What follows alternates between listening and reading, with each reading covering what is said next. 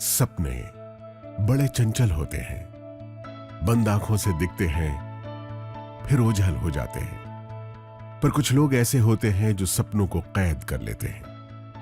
वो अपने सपनों को हरदम जीते हैं, क्योंकि उनके सपने खो जाने के लिए नहीं, सच हो जाने के लिए होते हैं। ये भी ऐसे ही लोगों की कहानी है जिन्होंने सपने देखे, बड़े सपने, सपने मुश्किलों के दौर से आजाद हो जाने के, सपने संसार की हर शय को पाने के, सपने हर दम मुस्कुराने के।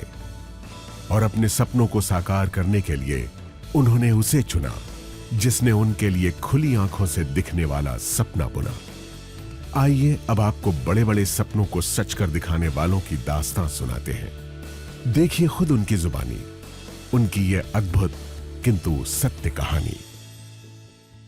वो बहुत सारी लिमिटेशन, सिर पे घूंघट था, मुझे एक भाषा सिर्फ हिंदी आती थी।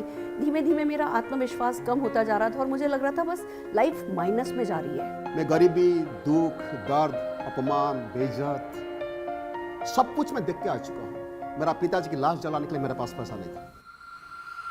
जॉब के साथ इतनी सेटिस्फैक्शन नहीं थी क्योंकि बहुत कम time I was able to spend at home. कि 2 टाइम खाने का भी चैलेंजेस होता है, उस पोजीशन के अंदर मेरी लाइफ चल रही थी। बहुत सारे बिजनेसेस ट्राई किए, होम अप्लायंसेस का बिजनेस किया अपने फादर के साथ, गारमेंट्स का बिजनेस किया, गारमेंट्स मैन्युफैक्चरिंग का बिजनेस किया।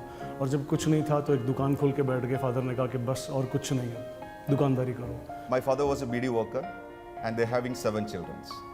Then of course you can understand the limitations of my dreams. बहुत पैसे थे हमारे घर में, गाड़ियाँ थी, बंगलो थे, लेकिन मेरे पास मेरी अपनी इंडिपेंडेंस नहीं थी, अपनी आज़ादी नहीं थी अपने सपनों को जीने की। लगभग 22 लाख की नुकसानी करके बैठा था, खाने के वांदे थे एक्चुअली। और उसी वक्त मेरी लाइफ में मैं समझता था कि this is not our cup of T.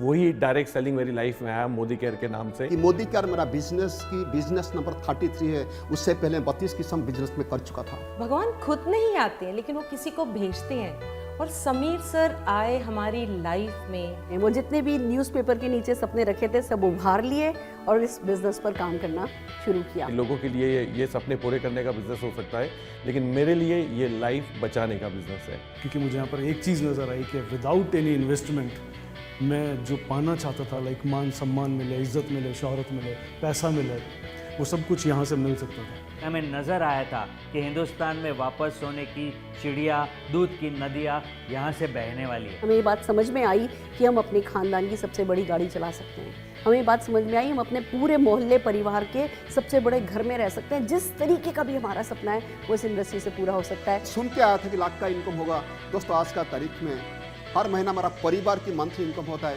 30 to 40 lakh rupees. A son of BD worker, now he's paying around 4 to 5 lakhs as GST every month.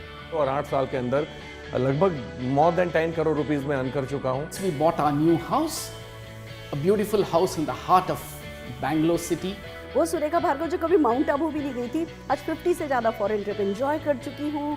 बड़ी बड़ी गाड़ियाँ, 3 मर्सिडीज खरीद चुकी हूँ, बेटे को एक वॉल्वो गिफ्ट कर चुकी हूँ। Now I have just bought my brand new range rover villa.